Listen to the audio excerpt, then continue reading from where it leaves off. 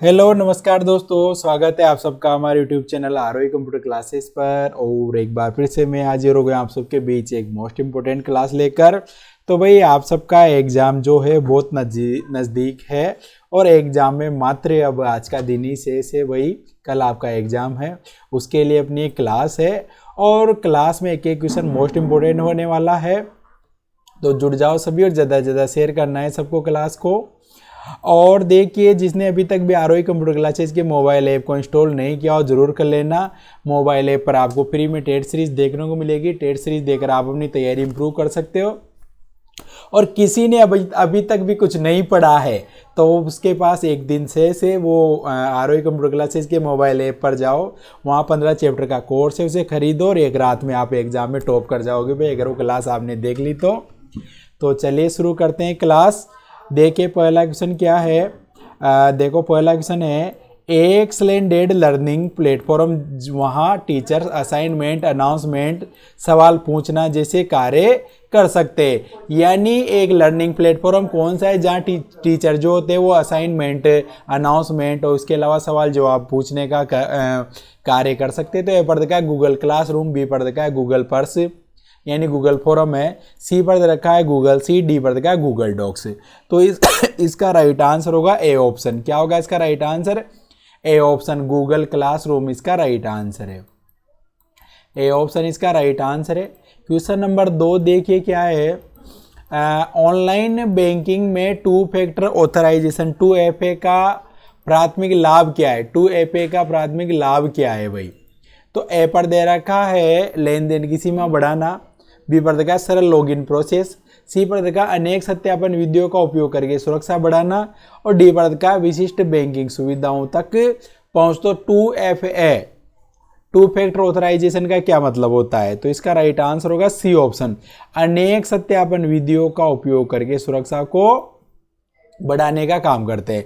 मतलब जैसे आप एक तो OTP लगा दिया आपने और कोई पिन या फिर कोई पासवर्ड भी आपने अपने अनुसार लगा दिया, तो इसे भाई डबल सिक्योरिटी बोला जाता है 2FA। और आजकल बैंकिंग में या फिर अदर जो यूजर अकाउंट होते हैं आप लोग के, उनमें भी ये काम में ली जाती है 2FA। तो इसका राइट आंसर होगा सी ऑप्शन। क्वेश्चन नंबर 3 देखिए क्या है। निम्नलिखित में से कौन सा ऑनलाइन बैंकिंग से जुड़ा संभावित जोखिम है? ऑनलाइन बैंकिंग से जुड़ा हुआ जोखिम। तो ए पर देखा है सीमित पहुंच, बी पर देखा है कम सुविधा, सी पर देखा है फिशिंग अटैक्स और डी पर देखा है कम ब्याज दर। तो ऑनलाइन बैंकिंग से जुड़ा हुआ संभावित लाभ है भाई फिशिंग अटैक। तो इसका राइट आंसर होगा सी ऑप्शन। फिशिंग अटैक किसे बोलते हैं?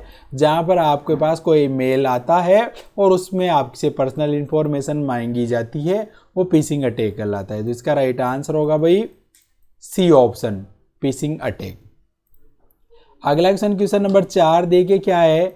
ऑनलाइन लेन देन में एक पेमेंट गेटवे का प्रमुख उद्देश्य क्या है?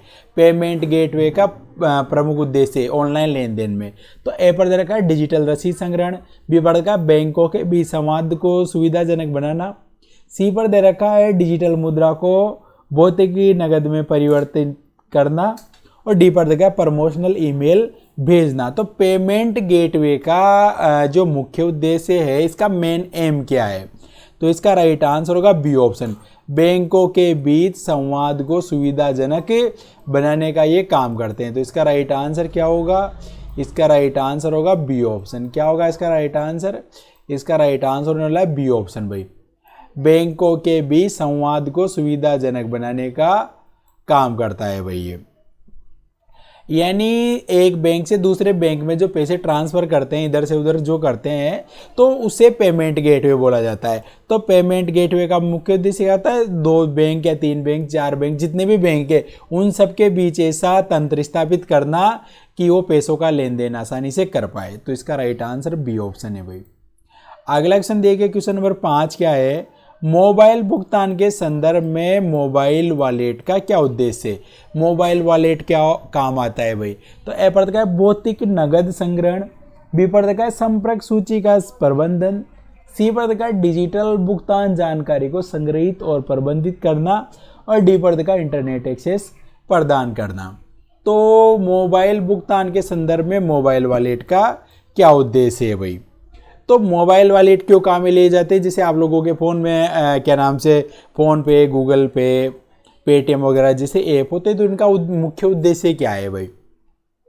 तो इसका राइट आंसर होगा सी ऑप्शन, डिजिटल भुगतान जानकारी को संग्रहित करना और प्रबंधित करना, यानी मैनेज करना। डिजिटल भुगतान जानकारी यानी आप डिजिटल रूप से किसी से पैसों का लेन देन करते हो तो उसकी जानकारी को संग्रहित करता है, और प्रबंधित मतलब मैनेज करने का काम करते हैं भाई। तो इसका राइट आंसर होगा सी ऑप्शन भाई। देखो ए पर देखा, भौतिक नगद संग्रहण नहीं होगा, फिजिकल संपर्क सूची का प्रबंध ये भी नहीं होगा, इंटरनेट एक्सेस भी नहीं होगा। अगला क्वेश्चन देखिए, क्वेश्चन नंबर 6, ऑनलाइन बैंकिंग में ट्रांजैक्शन पासवर्ड का क्या अर्थ है? ऑनलाइन बैंकिंग में ट्रांजैक्शन पासवर्ड क्या काम आते हैं? तो ए पर देखा, ऑनलाइन बैंकिंग पोर्टल में लॉगिन करना, बी पर देखा विशिष्ट लेन देन की पुष्टि करना, सी पर देखा खाता सेटिंग बदलना, और डी पर देखा भूले गए पासवर्ड को पुनः प्राप्त करना। तो ऑनलाइन बैंकिंग में ट्रांजैक्शन पासवर्ड क्या काम आते हैं भाई? तो इसका राइट आंसर होने वाला बी ऑप्शन, विशिष्ट लेन देन की पुष्टि करना। क्या होगा? विशिष्ट लेन देन की पुष्टि करना। तो इसका राइट आंसर होने वाला है बी ऑप्शन, इसका राइट आंसर है भाई, विशिष्ट लेन देन की पुष्टि करना। यानी आप जैसे ट्रांजैक्शन पासवर्ड कब काम लिए जाते हैं? जब आप कोई स्पेशल ट्रांजैक्शन कर रहे हो, ज़्यादा बड़ा ट्रांजैक्शन कर रहे हो, तो फिर वहाँ पर आपको ट्रांजैक्शन पासवर्ड डालने की ज़रूरत पड़ती है भाई। कब ज़रूरत पड़ती है? जब नेट बैंकिंग से आप ट्रांजैक्शन करते हो। तो इसका राइट आंसर क्या है? इसका राइट आंसर है भाई बी ऑप्शन। अगला क्वेश्चन देखिए, क्वेश्चन नंबर 7 क्या है? मोबाइल भुगतान में mobile POS point of sale की क्या भूमिका है? तो पीओएस क्या काम आता है भाई? तो ए पर दे रखा है कि मोबाइल फोन सेटिंग प्रबंधित करना, बी पर क्या है भौतिक दुकानों पर भुगतान करने के लिए मोबाइल डिवाइस को सक्षम करना, सी पर क्या मोबाइल नेटवर्क प्रदाता का ग्राहक सेवा केंद्र, और डी पर क्या मोबाइल ऐप डेवलपमेंट प्लेटफॉर्म। तो पीओएस जो होता है मोबाइल पीओएस, वो मोबाइल ऐप डेवलपमेंट का तो नहीं है, फ़ोन की सेटिंग को भी वो प्रबंधित मतलब मैनेज नहीं करता है, मोबाइल नेटवर्क प्रदाता भी नहीं है। तो इसका आंसर क्या होगा? इसका आंसर होगा बी ऑप्शन, भौतिक दुकानों पर भुगतान करने के लिए मोबाइल डिवाइस को सक्षम करना। मतलब आप कहीं पर भी किसी भी दुकान पे जाओ और मोबाइल डिवाइस के आप उसको पेमेंट कर पाओ, तो उसे मोबाइल पीओएस बोला जाता है, पॉइंट ऑफ सेल। तो इसका राइट आंसर होगा बी ऑप्शन भाई। अगला क्वेश्चन देखिए, क्वेश्चन नंबर 8, निम्नलिखित में से कौन सा सरकार द्वारा समर्थित डिजिटल भुगतान भारत में शुरू किया गया था ताकि नकदी रहित लेन देन को बढ़ावा मिल सके? देखो क्वेश्चन को ध्यान से देखो, क्या लिखा हुआ है कि निम्नलिखित में से कौन सा सरकार द्वारा समर्थित डिजिटल भुगतान भारत में शुरू किया गया था? शुरू किया गया था, क्या शुरू कर दिया है, चल भी रहा है अभी, ताकि नकदी रहित यानी कैशलेस लेन देन को बढ़ावा मिल सके। मतलब आपको कैश का प्रयोग नहीं करना, कैश पैसों का, रोकड़े का। तो ए पर का एप्पल पे, तो एप्पल पे तो भाई इंडिया में शुरुआत नहीं की गई। बी पर का वी चैट पे, तो ये भी नहीं है, अली पे भी नहीं है, क्या बोलते हैं उसे? यूनिफाइड पेमेंट इंटरफेस, जिसे अपन क्या बोलते हैं? यूपीआई। क्या बोलते हैं? यूपीआई। तो इसका राइट आंसर होने वाला है डी ऑप्शन, यूपीआई। अगला क्वेश्चन देखिए, क्वेश्चन नंबर 9, मोबाइल भुगतान के संदर्भ में संपर्क रहित कॉन्टैक्ट लेस पेमेंट शब्द का क्या अर्थ है? कॉन्टैक्ट लेस पेमेंट, संपर्क रहित पेमेंट। तो ए पर देखा है मोबाइल डिवाइस का उपयोग किए बिना भुगतान करना, बी पर देखा है पीओएस टर्मिनल के साथ भौतिक संपर्क के बिना भुगतान करना, सी पर देखा है मोबाइल ऐप में संपर्क सूची के माध्यम से भुगतान करना, और डी पर देखा है ब्लूटूथ तकनीक का उपयोग करके पैसे ट्रांसफर करना। तो कॉन्टैक्ट लेस पेमेंट क्या होता है भाई?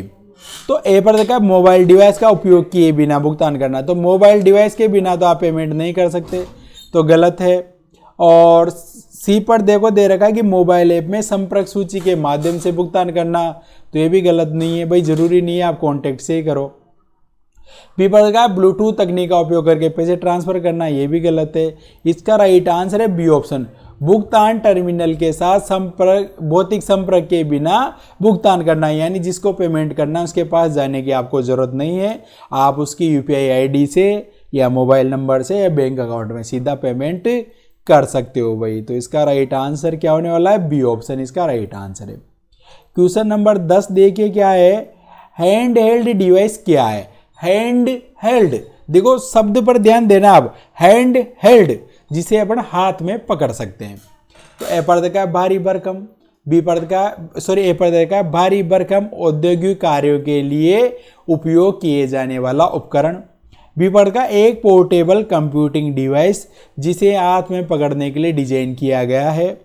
सी पर देखा एक स्थिर डेस्कटॉप कंप्यूटर और डी पर देखा एक बड़ी स्क्रीन वाला टेलीविजन। तो हैंड हेल्ड डिवाइस क्या होता है, तो इसका राइट आंसर होगा बी ऑप्शन, एक पोर्टेबल कंप्यूटिंग डिवाइस जिसे हाथ में पकड़ने के लिए डिजाइन किया गया है। किस लिए डिजाइन किया गया है, हाथ में पकड़कर आप उसे वर्क कर पाओ। तो इसका राइट आंसर क्या होगा, इसका राइट आंसर होने वाला है बी ऑप्शन, एक पोर्टेबल कंप्यूटिंग डिवाइस जिसे हाथ में पकड़ने के लिए डिजाइन किया गया है। तो भाई स्थिर डेस्कटॉप तो नहीं, हाथ में नहीं पकड़ सकते, बड़ी स्क्रीन वाला टेलीविजन नहीं होगा, औद्योगिक कार्य वाला बड़ा नहीं होगा भाई।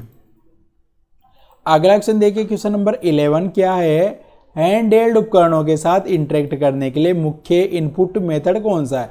यानी जो हाथ में पकड़ने वाले जो डिवाइस होते हैं, ऐसे मोबाइल या टेबलेट, तो इनमें आपको कोई भी चीज़ इनपुट करनी है, कोई भी चीज़ अगर आपको इनपुट करनी है तो उसका मेथड कौन सा है।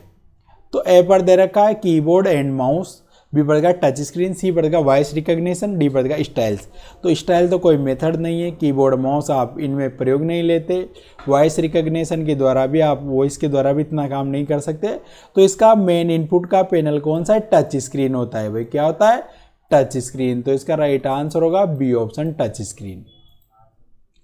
अगला देखिए क्वेश्चन, किसी नेटवर्क में वाईफाई राउटर का प्राथमिक उद्देश्य क्या है। वाईफाई राउटर का मेन एम क्या है, मेन उद्देश्य क्या है। तो ए पर देखा डेटा स्टोरेज, तो ये तो इसका वर्क नहीं है। बी पर देखा डेटा इंक्रिप्शन, तो डेटा इंक्रिप्शन का भी काम नहीं करता हो। सी पर दे रखा है इंटरनेट कनेक्टिविटी एवं डिवाइस कम्युनिकेशन, तो इंटरनेट कनेक्ट होने के लिए, डिवाइस कम्युनिकेशन मतलब डिवाइसों को जोड़ने के लिए इसका प्रयोग करते हैं। डी पर देखा प्रिंटर कनेक्टिविटी के लिए भी काम नहीं आता है। तो इसका राइट आंसर होगा सी ऑप्शन भाई। अगला क्वेश्चन देखिए, क्वेश्चन नंबर 13, माइक्रोसॉफ्ट वर्ड 2019 में हेडर शब्द का तात्पर्य क्या है। माइक्रोसॉफ्ट वर्ड में जो हेडर है उसका वर्क क्या होता है भाई, हेडर क्या काम आता है। तो ए पर दे रखा है डॉक्यूमेंट की टॉप मार्जिन, बी पर दे रखा है बी पर देखा है शीर्षक और पृष्ठ संख्या के लिए डॉक्यूमेंट की शुरुआत में एक सेक्शन, और सी पर दे रखा है शीर्षकों के लिए प्रयुक्त फॉन्ट शैली, और डी पर देखा है टेक्स्ट पर लागू होने वाली एक प्रकार की फॉर्मेटिंग। तो इसका राइट आंसर क्या है, इसका राइट आंसर है भाई, इसका राइट आंसर है बी ऑप्शन, शीर्षक और पृष्ठ संख्या के लिए डॉक्यूमेंट की शुरुआत में एक सेक्शन। यानी हर पेज के ऊपर, हर पेज में ऊपर यहाँ पर क्या लगता है, यहाँ लगता है भाई हेडर, हर पेज के ऊपर लगता है हेडर। तो बी ऑप्शन इसका राइट आंसर होगा। क्या होगा इसका राइट आंसर, बी ऑप्शन। अगला क्वेश्चन देखिए, क्वेश्चन नंबर 14, MS वर्ड 2019 में साइटेशन और बिब्लियोग्राफी बनाने के लिए रेफरेंस टैब में किस विकल्प का उपयोग किया जाता है। साइटेशन और बिब्लियोग्राफी बनाने के लिए रेफरेंस में किस विकल्प का उपयोग किया जाता है रेफरेंस टैब में। तो ए पर देखा टेबल ऑफ कंटेंट, बी पर देखा फुटनोट, सी पर देखा साइटेशन और बिब्लियोग्राफी, डी पर देखा इंडेक्स। तो इसका राइट आंसर क्या होगा, इसका राइट आंसर होने वाला है सी ऑप्शन, साइटेशन और बिब्लियोग्राफी। क्या होगा इसका right answer, c option, citation और बिब्लियोग्राफी का प्रयोग करते हैं भाई। किसका प्रयोग करते हैं, साइटेशन और बिब्लियोग्राफी। और बिब्लियोग्राफी होती क्या है कि जैसे आपके पास कोई डॉक्यूमेंट है, आप उसमें जैसे कोई भी पैराग्राफ है, कोई टेक्स्ट है, वो आपने कहाँ से लिया है, तो उसका सोर्स दिखाने के लिए बिब्लियोग्राफी काम में ली जाती है। तो सी इसका राइट आंसर है। अगला क्वेश्चन देखिए, क्वेश्चन नंबर 15 क्या है, कौन सी फाइल MS वर्ड शुरू करती है, मतलब MS वर्ड को स्टार्ट आप कैसे कर सकते हो। तो ए पर देखा winword.exe, बी पर देखा word.exe, सी पर देखा msword.exe, डी पर देखा है word 2003.exe। तो MS वर्ड में अगर आपको फाइल चालू करनी है तो क्या लगाना पड़ेगा आपको, विनवर्ड डॉट ई एक्स, तो ए ऑप्शन इसका राइट आंसर है भाई, विनवर्ड डॉट ई एक्स का आपको प्रयोग करना है। अगला क्वेश्चन देखिए, क्वेश्चन नंबर 16 क्या है, कौन से एक्सेल 2019 फीचर का उपयोग बार, मतलब एक्सेल के कौन से फीचर का उपयोग बार, लाइनों या पाई स्लाइस के माध्यम से डेटा को दृश्य रूप से प्रस्तुत करने के लिए किया जाता है। मतलब डेटा को आप बार में, लाइन में और किस में, पाई में बना पाओ आप, तो उसके लिए कौन सा ऑप्शन काम आता है, तो ये पड़ेगा कंडीशनल फॉर्मेटिंग, तो इसमें नहीं बनते, केवल बार ही बनता है भाई। पाई टेबल में भी नहीं बनता, डेटा वैलिडेशन भी नहीं, किस में बनते हैं, चार्ट। भाई चार्ट के प्रकार है, बार चार्ट हो जाता है एक, तो एक लाइन चार्ट और एक है पाई चार्ट, तो इसका राइट आंसर होगा सी ऑप्शन, चार्ट्स के प्रकार है भाई। अगला question, question number 17, MS Excel में format cell dialog box open करने के लिए शॉर्टकट कुंजी है। तो एमएस एक्सेल में फॉर्मेट सेल का डायलॉग बॉक्स खोलने की शॉर्टकट की कौन सी है, तो इसका राइट आंसर है बी ऑप्शन, कंट्रोल+1। क्या काम आता है, कंट्रोल+1। कंट्रोल ई तो भाई काम नहीं आती है, या फिर फिल करने के लिए काम आती है, कंट्रोल डी से भी नहीं होगा, कंट्रोल एफ से भी नहीं होगा, तो बी उसका राइट आंसर है। कंट्रोल डी डाउन फिल के लिए होता है, और कंट्रोल एफ जो होता है फाइंड के लिए होता है, कंट्रोल ई जो होती है जो ऑटोफिल के लिए काम करती है भाई। अगला क्वेश्चन देखिए, क्वेश्चन नंबर 18, एक्सेल में कॉलम को लेबल किया जाता है। एक्सेल में कॉलम कैसे होते हैं, तो ए पढ़ का 1 2 3, बी पढ़ का A1 A2 और सी पढ़ का डॉलर का साइन है और A1 और डॉलर का साइन है A2, यानी एब्सोल्यूट एड्रेस है, और डी पढ़ का ABC, तो कॉलम होते हैं ABCDEFGH, तो इसका राइट आंसर होगा डी ऑप्शन भाई। अगला क्वेश्चन देखिए, क्वेश्चन नंबर 19 क्या है, एक्सेल 2019 में सेल रेफरेंस शब्द का क्या अर्थ है, सेल रेफरेंस, तो ए पढ़ का सेल का एड्रेस राइट है, बी पढ़ का सेल का कंटेंट गलत है, सी पढ़ का सेल की विड्थ गलत है, सेल का एट भी गलत है। सेल का एड्रेस, सेल का एड्रेस जैसे मान लो ये सेल का एड्रेस है जैसे B5, तो इसे सेल रेफरेंस बोला जाता है। बी नंबर का कॉलम 5 नंबर की रो, बी नंबर का कॉलम 5 नंबर की रो, तो एड्रेस क्या हो जाएगा, B5 ऐसे। अगला क्वेश्चन देखिए, क्वेश्चन नंबर 20, एमएस एक्सेल में टेक्स्ट का संयोजन निम्नलिखित का उपयोग करके किया जाता है। टेक्स्ट का संयोजन यानी टेक्स्ट का कॉम्बिनेशन आपको बनाना है। जैसे मान लो आपको सेल B1 और B2 को मिलाना है, तो उसके लिए इस वाले साइन का प्रयोग करते हैं भाई कंजक्शन के लिए, तो इसका राइट आंसर होगा सी ऑप्शन भाई, ये जो एंड वाला साइन होता है सी। न तो ये साइन काम आता है ए वाला, न बी वाला, ये नहीं होगा, क्या होगा, सी इसका राइट आंसर है भाई। अगला क्वेश्चन देखिए, क्वेश्चन नंबर 21, एक्सेल 2019 में H lookup function V lookup function से किस प्रकार से भिन्न है। एच लुकअप और वी लुकअप में क्या अंतर है, तो ए पर रखा कि एच लुकअप और वी लुकअप विनी में है जो वे समान कार्य करते हैं, तो ये गलत है भाई। बी पर दे रखा है कि एच लुकअप का उपयोग टेक्स्ट के लिए किया जाता है और वी लुकअप का उपयोग संख्या को लिए किया जाता है, ये भी गलत है पूरा। सी पर देखा एच लुकअप हमेशा सटीक मिलान लौटाता है, जबकि वी लुकअप अनुमानित मिलान लौटाता है, तो ये भी गलत है। इसका राइट आंसर है डी ऑप्शन, एच लुकअप क्षैतिज रूप से सर्च करता है, हॉरिजॉन्टल। क्षैतिज का मतलब क्या होगा, हॉरिजॉन्टल, और इस एच का मतलब क्या होता है, हॉरिजॉन्टल, जबकि वी लुकअप लंबवत यानी वर्टिकल, तो वर्टिकल का देखो यहाँ वी लंबवत रूप में सर्च करता है। एच लुकअप होता है वो हॉरिजॉन्टल सर्च करता है, और वी लुकअप जो होता है वो आपका क्या नाम से वर्टिकल सर्च करता है, तो इसका राइट आंसर होगा, क्या होगा इसका राइट आंसर, इसका राइट आंसर होगा डी ऑप्शन भाई। अगला क्वेश्चन देखिए, क्वेश्चन नंबर 22, एक्सेल 2019 में फंक्शन काउंटा ब्रैकेट ओपन क्लोज क्या कार्य करता है, यानी काउंटा का फॉर्मूला क्या काम आता है, तो ए पर रखा है किसी रेंज में उन सेल की संख्या की गणना करता है जो रिक्त नहीं है, तो सही है।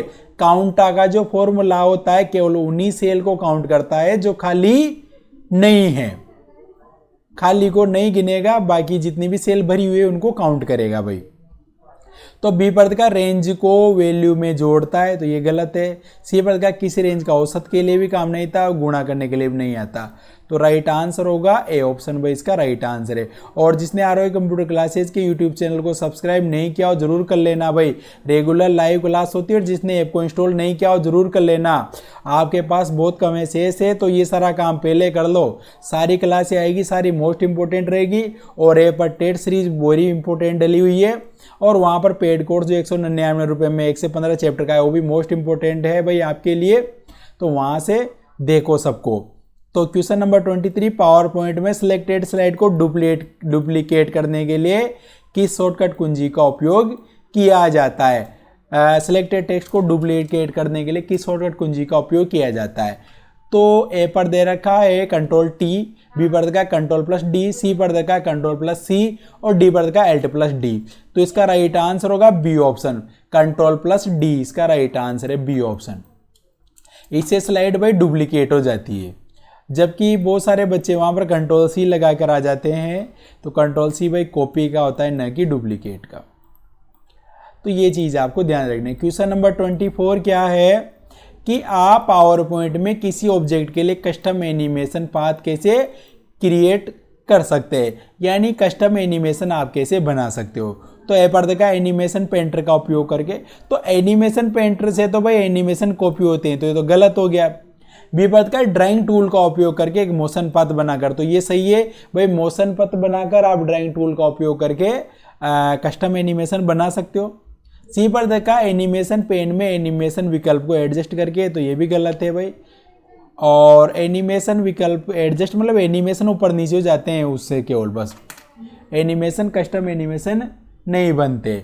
डी पर देखा है ट्रांजिशन टेप से पूर्व निर्धारित मोशन इफेक्ट अप्लाई करके, तो ये भी गलत है भाई, पूर्व निर्धारित मोशन इफेक्ट से भी कस्टम एनिमेशन नहीं बनेगा।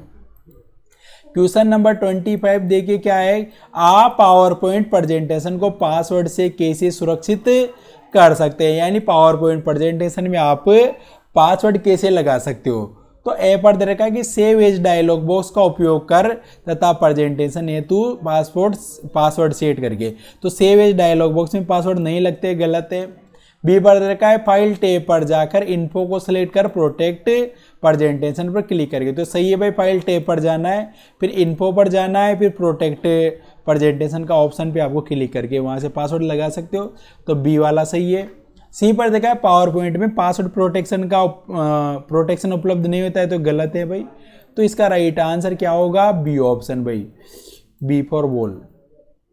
अगला क्वेश्चन देखिए 26, अनचाहे व्यावसायिक ईमेल को कहा जाता है, तो अनचाहे व्यवसायिक ईमेल को क्या कहते हैं। तो ए पर देखा स्पाईवेयर गलत, बी पर देखा मेलवेयर गलत, सी पर देखा स्पैम क्या बोलते हैं अनचाहे को, स्पैम, तो सी राइट आंसर है। डी पर वायरस, तो ये भी गलत है भाई।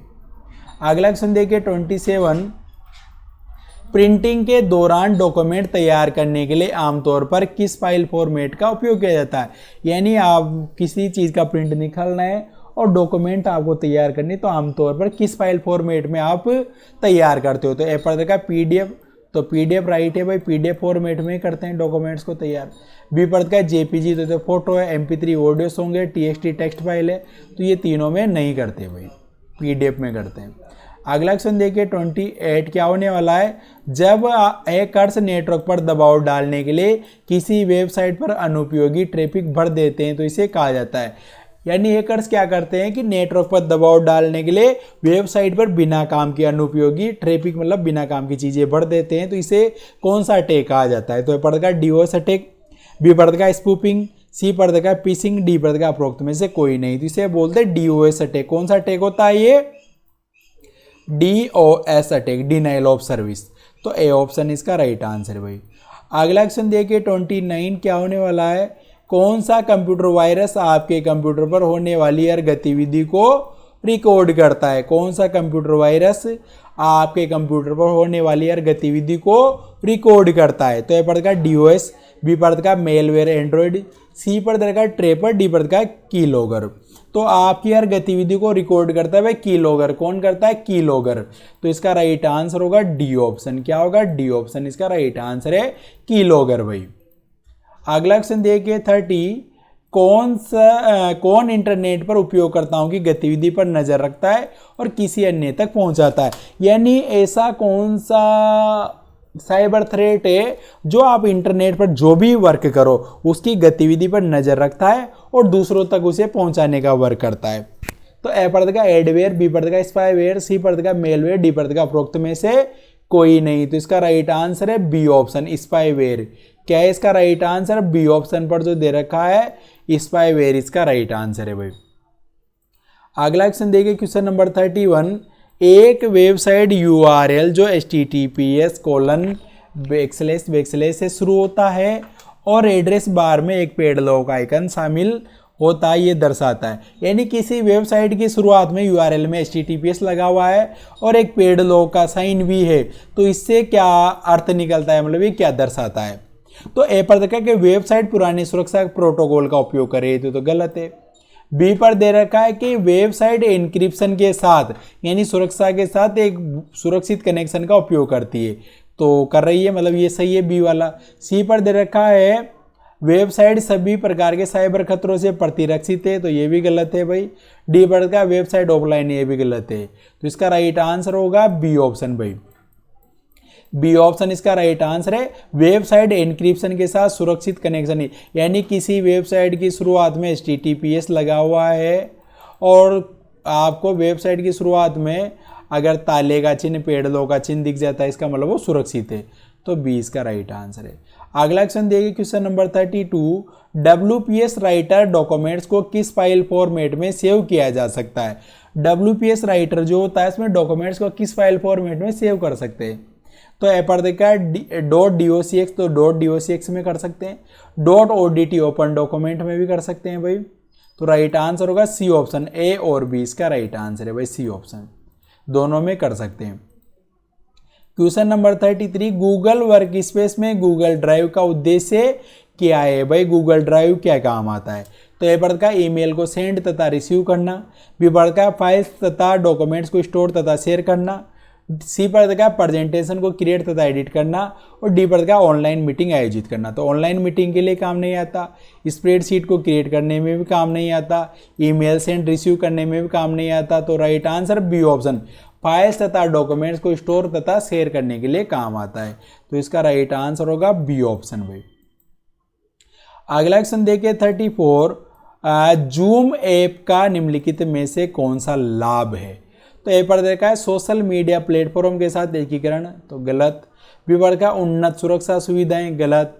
सी पर दे रखा इन ऐप कोलैबोरेशन तथा प्रोडक्टिविटी टूल्स, यानी इन ऐप कोलैबोरेशन कर सकते हो आप बहुत सारे लोगों को जोड़कर और उनके साथ मीटिंग करके प्रोडक्टिविटी को आप बढ़ा सकते हो। तो प्रोडक्टिविटी टूल की होता है भाई ये। तो इसका राइट आंसर है सी ऑप्शन। डी पर क्या वर्चुअल मीटिंग एक्सपीरियंस, तो ये भी गलत है।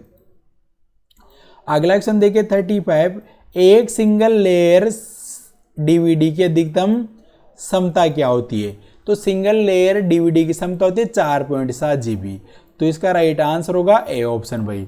अब देखो 8.5 GB दे रखी है, ये भी क्षमता किसकी होती है? डीवीडी की होती है, लेकिन कौन सी? डबल लेयर वाली की भाई, डबल लेयर वाली की। अब सिंगल लेयर का पूछा था तो 4.7 GB, डबल लेयर पूछता तो 8.5 GB, और अगर CD की पूछता तो 700 MB, और फ्लॉपी डिस्क की पूछता, किसकी पूछता? फ्लॉपी डिस्क की। तो फ्लॉपी डिस्क की कितनी होती है क्षमता? 1.44 MB भाई उसकी क्षमता होती है। अगला क्वेश्चन देखिए नेट स्केप नेविगेटर एक है, तो नेट स्केप नेविगेटर क्या है भाई? तो ए पर का ऑपरेटिंग सिस्टम, बी पर का कंपाइलर, सी पर का ब्राउजर, डी पर का एंटीवायरस प्रोग्राम। तो भाई नेट स्केप नेविगेटर है ब्राउजर है भाई, पहला वेब ब्राउजर है नेट स्केप नेविगेटर। तो सी इसका राइट आंसर है।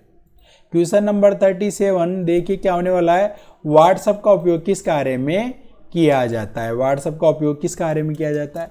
तो ए पर का वीडियो कॉल के लिए, बी पर का टेक्स्ट, इमेज, वीडियो, दस्तावेज भेजने के लिए, सी पर का चैटिंग के लिए, डी पर का ये सभी। तो व्हाट्सएप का उपयोग किस कार्य के लिए किया जाता है? तो वीडियो कॉल के लिए कर सकते हैं, टेक्स्ट, इमेज और वीडियो डॉक्यूमेंट भेजने के लिए कर सकते हैं, चैटिंग के लिए कर सकते हो। तो राइट आंसर क्या हो जाएगा? डी इसका राइट आंसर है भाई, ये सभी। अगला क्वेश्चन देखिए क्वेश्चन नंबर 38 क्या होने वाला है। निम्नलिखित में से सबसे मजबूत पासवर्ड का चयन कीजिए। सबसे मजबूत पासवर्ड, तो ए पर का VMOU@RS8123, बी पद का VMOU RSAT, सी पद का 1 2 3 ABC, डी पद का 1 2 3 4। तो सबसे मजबूत नहीं है, ए भी सबसे मजबूत नहीं, ए भी सबसे मजबूत नहीं। सबसे मजबूत पासवर्ड है कौन सा, ए ऑप्शन पर जो दे रखा है।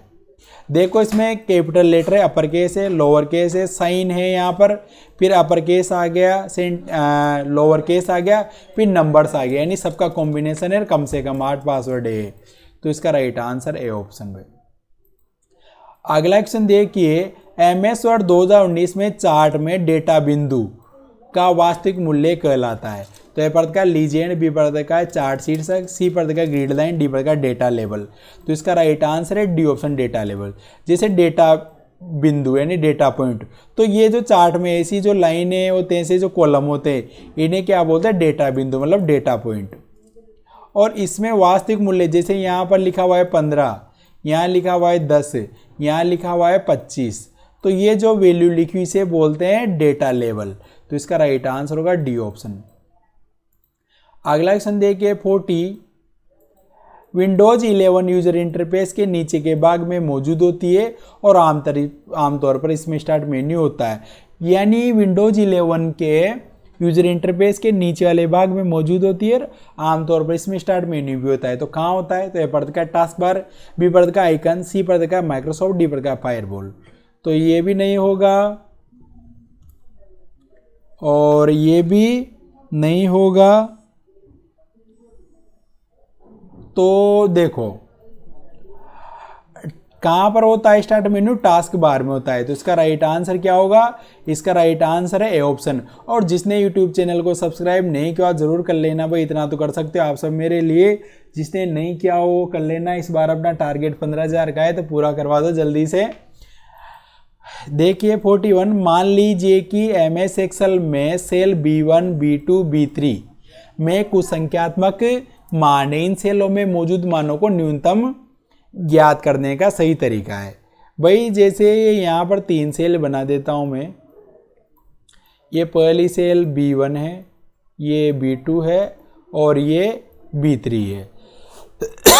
इसमें 10 लिखा हुआ है, इसमें 15 लिखा हुआ है, यहाँ पर 5 लिखा हुआ है। तो आपको इनमें से न्यूनतम मतलब छोटी संख्याएं निकालनी है। तो ए पर दे रखा है इक्वल मिनिमम यानी MIN, bracket open B1 comma minimum bracket open B2 B3। और देखो बी पर दे रखा है मिनिमम B1 दे रखा है, फिर मैक्स आ गया यानी ये नहीं होगा। फिर यहाँ शुरुआत में मैक्स आ गया तो ये भी नहीं होगा। और डी पर मैक्स दे रखा है तो नहीं होगा, मैक्स बड़े के लिए काम आता है। तो इसका राइट आंसर होगा a option, equal MIN bracket open B1 comma और मिनिमम B2 B3। तो ए इसका राइट आंसर है मिनिमम वैल्यू निकालने के लिए। तो ए ऑप्शन इसका राइट आंसर है, दोनों जगह मिनिमम है। अगला क्वेश्चन देखिए 42, जीमेल में कंपोज पर क्लिक करके। तो जीमेल में कंपोज क्या काम आता है, तो ए पर देखा आप प्राप्त ईमेल देख सकते हैं, बी पर देखा आप एक ईमेल संदेश लिख सकते हैं, सी पर देखा आप दुर्भावनापूर्ण ईमेल देख सकते हैं, डी पर देखा आप भेजे गए ईमेल देख सकते हैं। तो इसका राइट आंसर है बी ऑप्शन, आप एक ईमेल संदेश लिख सकते हो। तो इसका राइट आंसर होगा बी ऑप्शन भाई, ईमेल संदेश लिखने के लिए। अगला क्वेश्चन नंबर 43, सुरक्षित वेबसाइट के संबंध में निम्न कथनों पर विचार करें। तो फर्स्ट पर दे रखा है कि इसके वेब पते की शुरुआत में हमेशा HTTPS होता है। तो सुरक्षित वेबसाइट में भाई HTTPS होगा, तो फर्स्ट वाला सही है। सेकंड दे रखा है कि इसके ब्राउजर विंडो फ्रेम में हमेशा पेड लॉग यानी ताले का चिन्ह होता है, ये भी सही है। थर्ड पर दे रखा है कि इसमें हमेशा .com डोमेन होता है, तो गलत है भाई, डोमेन कोई सा भी हो सकता है।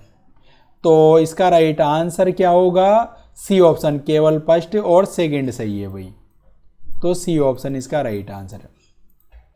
अगला क्वेश्चन देखिए 44, एक हैंड हेल्ड डिवाइस के रूप में फिटनेस ट्रैकर का प्राथमिक कार्य क्या है। तो ए पर का गेमिंग, बी पर का नेविगेशन, सी पर का हेल्थ एवं एक्टिविटी मॉनिटरिंग और डी पर का डॉक्यूमेंट एडिटिंग। तो फिटनेस ट्रैकर क्या काम आता है, तो ये काम आता है हेल्थ एवं एक्टिविटी मॉनिटरिंग के लिए। तो सी इसका राइट आंसर है भाई। आजकल फिटनेस ट्रैकर आते हैं जिन्हें हाथ में पहनकर आप जैसे वॉक पर जा रहे हो तो आपने कितने कदम चले, आपकी हार्ट बीट, आपका शुगर लेवल वगैरह मापने के लिए, नापने के लिए इनका प्रयोग किया जाता है। हैंड हेल्ड होते हैं, हाथ में पहनकर आप कर सकते हो भाई। तो सी इसका राइट आंसर है, हेल्थ एवं एक्टिविटी मॉनिटरिंग। अगला क्वेश्चन देखिए, हैंड हेल्ड उपकरणों का प्राथमिक उद्देश्य क्या होता है, जिन्हें हाथ में पकड़ सको, हाथ में पहन सको, ऐसे डिवाइसों का मुख्य उद्देश्य क्या है। तो ए पढ़ का है भारी कंप्यूटेशनल कार्य, बी पढ़ का पोर्टेबल और ऑन द कंप्यूटिंग, सी पढ़ का नेटवर्क एडमिनिस्ट्रेशन और डी पढ़ का ग्राफिक डिजाइन। तो इसका राइट आंसर होगा बी ऑप्शन, पोर्टेबल यानी आप कहीं भी ले जा सकते हो, और ऑन द गो यानी कहीं से भी आप वर्क कर सकते हो। तो इसका राइट आंसर होगा, क्या होगा इसका राइट आंसर बच्चों, इसका राइट आंसर होने वाला है बी ऑप्शन। अगला क्वेश्चन देखिए, जीपीएस तकनीक का प्राथमिक उद्देश्य क्या है। तो ये पढ़ता है मौसम की निगरानी, तो मौसम की निगरानी के लिए जीपीएस नहीं है, ग्लोबल कम्युनिकेशन के लिए भी नहीं है। सी पर दे रखा है नेविगेशन यानी इधर उधर जाने के लिए, लोकेशन ट्रेसिंग यानी लोकेशन देखने के लिए काम आता है। तो सी इसका राइट आंसर है। और डी पर देखा पृथ्वी अवलोकन, तो पृथ्वी का अवलोकन नहीं होता उसे। क्वेश्चन नंबर देखिए 47, ऑपरेटिंग सिस्टम की लोडिंग कहलाती है। तो ऑपरेटिंग सिस्टम की लोडिंग क्या कहलाती है। तो ए पढ़ का फॉर्मेटिंग, बी पढ़ का बूटिंग, सी पढ़ का डिबगिंग, डी पढ़ का कंपाइलिंग। तो ऑपरेटिंग सिस्टम की लोडिंग कहलाती है बूटिंग, क्या कहलाती है बूटिंग। तो इसका राइट आंसर होने वाला है, इसका राइट आंसर है बी ऑप्शन बूटिंग।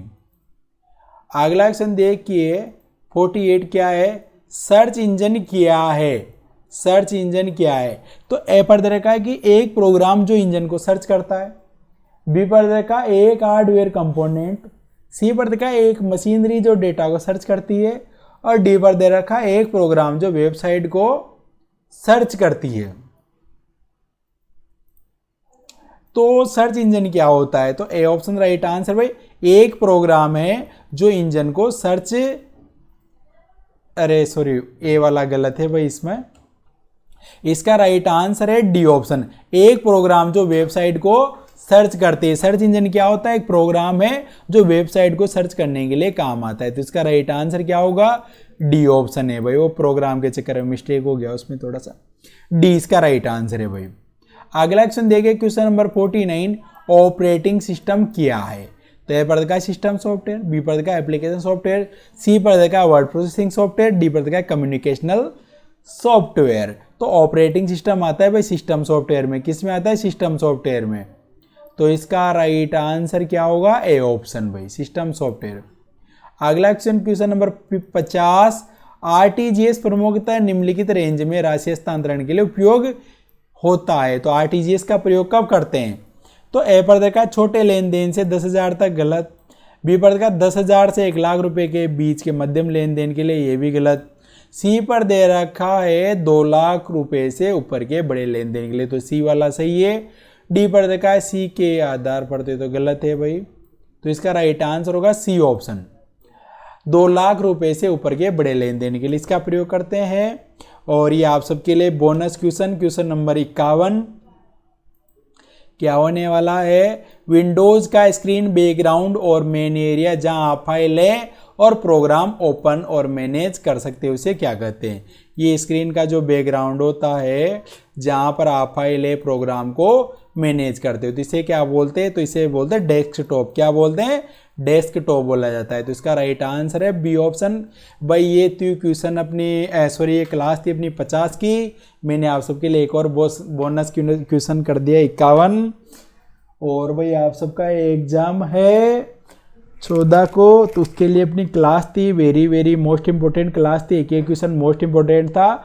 और भाई जो क्लास आएगी शाम को वो लाइव क्लास बहुत ज़्यादा इंपॉर्टेंट रहने वाली है।